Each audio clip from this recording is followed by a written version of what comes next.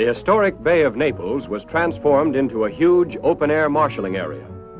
This vast quantity of mechanized war implements was to be used by the 3rd, 36th, and 45th Divisions, which later were combined to create the 7th Army. All equipment was loaded aboard, and each piece was checked off the loading chart. The men put in charge represented the best Allied military brains.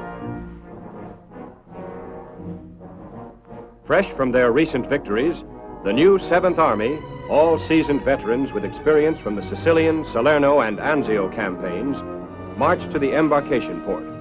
Friendly Red Cross workers gave a warm touch to the send-off. With precision, reflecting the efficient planning of this campaign, the men marched on board in a steady stream. Their faces showed every human emotion. A few of them would soon see action for the first time, but most were veterans of the tough fighting in Africa and Italy. Bulging with their cargoes of men and machines of war, the ships left the harbor to join the convoy being formed offshore. This fleet, assembled off the west coast of Corsica, was made ready for the fight ahead. On board one of the cruisers, General Patch, Vice Admiral Hewitt, and Secretary of the Navy Lemonnier of the French Naval Commission met for a conference. Clustered on the decks of the ships, men attended to last-minute details. Many prayed. A few held aloof, alone with their thoughts. On the night of August 14th, the 1st Special Service Force was put ashore on the beaches of Port Cross and Levant to destroy enemy defenses on both islands. Simultaneously, French commandos landed north of these islands. Heavy bombers attacked vital enemy installations.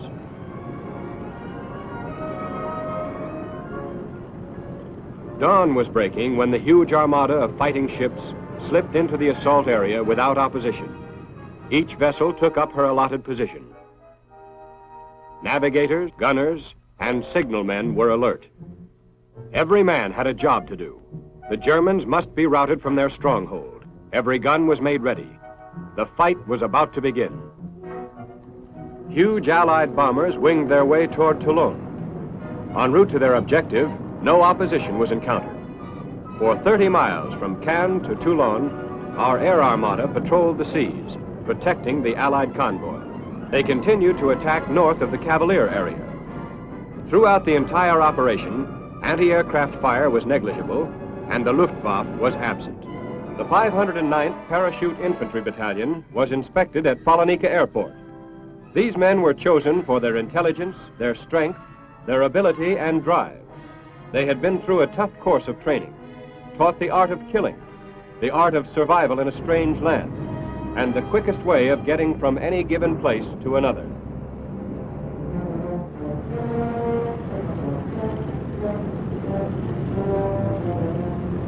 Hundreds of C-47s and C-54s swept across the southern coast of France.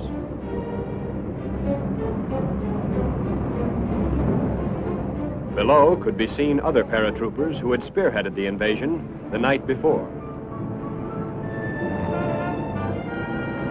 The air was full of parachutes drifting slowly to the ground, carrying hardened American veterans to reinforce the men who had preceded them.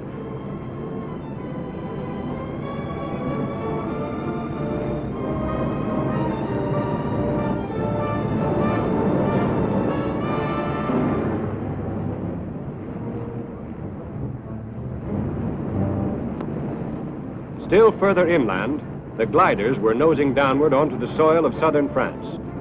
These landings were made close to Le Mouilly, in the hilly country. Many of the gliders didn't have an easy landing. Paratroopers advanced stealthily, following the course which had been given them. This aerial vanguard was to destroy the enemy defenses and ease the task of their comrades still at sea by keeping the foe from rushing troops to the coast. Swooping down to treetop level are attack planes, straight Nazi gun batteries, troops, and supply trains with telling effect. In the calm of a summer morning, these bombers rained destruction, while the Allied warships were steaming along the French coast within range of enemy batteries.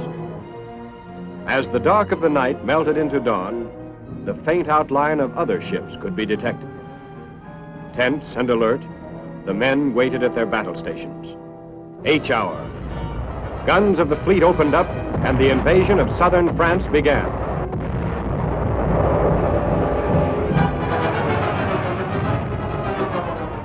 Landing craft bearing men, tanks, and ammunition raced toward their objectives. American PT boats vanguarded the invasion. Transports released their cargoes. Some assault boats were lowered empty into the sea. Others were fully loaded. As these landing craft headed for the shore, there could be no turning back. The roar of the fighting planes, the booming of the big guns, and the rockets zooming overhead created a never-to-be-forgotten inferno. A group of landing craft escorted by destroyers and patrol boats moved toward another beach sector. Troops began to scramble up the beach. They were prepared for an enemy onslaught.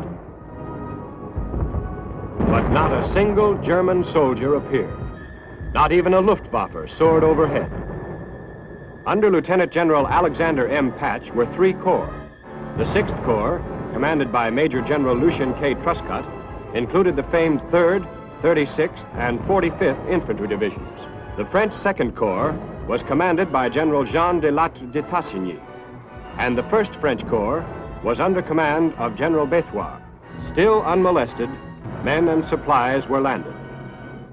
However, rearguard sniping caused small delays at some of the landings. 100-foot floating causeways were dropped into the waters. Mine detector squads cleared the roads to permit our tanks to continue on their way.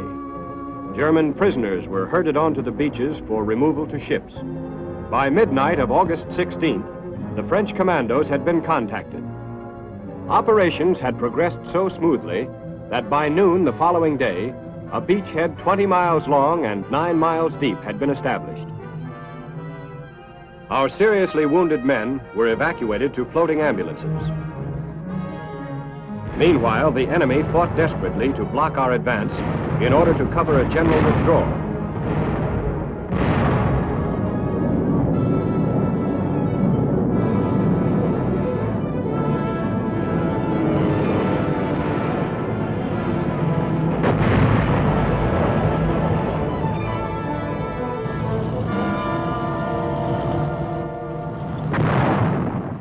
On the 19th of August, the French 2nd Corps took over the southern zone from the American 6th Corps, and bypassing Toulon, pushed rapidly on to within 2 miles of Marseille by noon of the 20th.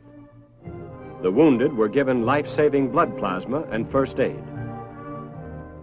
Prisoners taken in the advance were immediately evacuated from the combat zone. General Patch, accompanied by General de Tassigny, who now commanded the French B Army, awarded the Silver Star to Marc Reynaud, the leader of the French patriots in this area. The 3rd Division, en route to Brignoles, halted its drive momentarily. In these rare moments of relaxation, the men found relief from the rapid pace of their drive. Brignoles was liberated by the 15th Regiment of the 3rd Division. The Germans had not yet offered any strong opposition to our rapid advance, which moved forward according to plan. A first aid station was established to give immediate medical attention to the more seriously wounded before they were evacuated to hospitals. The 3rd Division continued its advance toward the west. Throughout the early stages of the campaign, Le Mouilly remained an important communications and road center. At Calais, a few miles northeast of Dragoon, partisans rounded up French civilians who had been spying for the Germans, a scene which was repeated in each liberated town.